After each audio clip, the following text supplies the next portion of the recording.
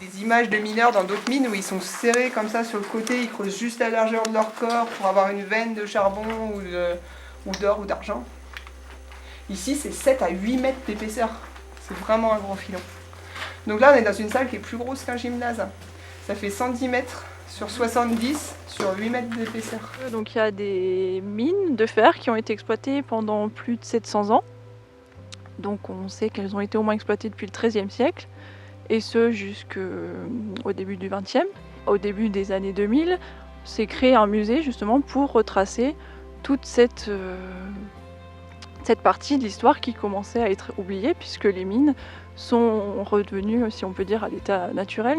Ça a été surtout de découvrir l'importance du réseau, parce que donc c'est quand même un réseau qui fait plus de 22 km, et surtout par rapport aux conditions de travail de l'époque, puisque sur une grosse partie de l'exploitation, on a creusé à la main, avec des outils très sommaires, ou à l'explosif.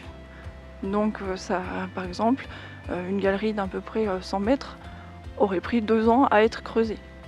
Donc jusqu'au début du 19e, c'était ce qu'on pourrait appeler des exploitants privés, puisque les gens avaient le droit de venir creuser les galeries et de garder ce qui était extrait.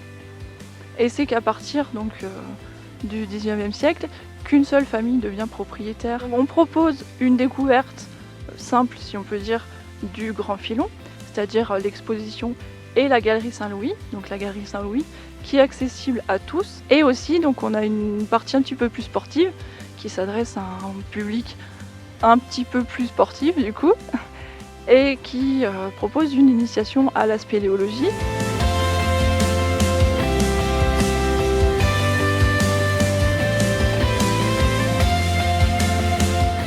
Ça, c'était pratique, la lampe à carbure, parce que dans cette partie-là, on met les cailloux de carbure.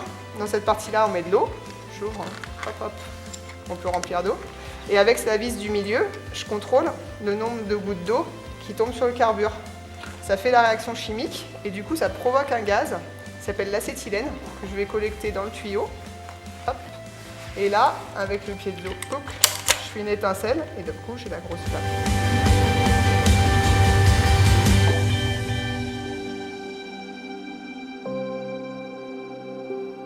On l'a traversé en travers comme ça, on devait arriver de par là.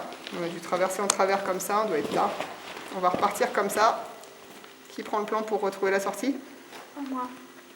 Quand on sera sorti par là, la suite, il faudra tourner les pages pour aller jusqu'à la page D3.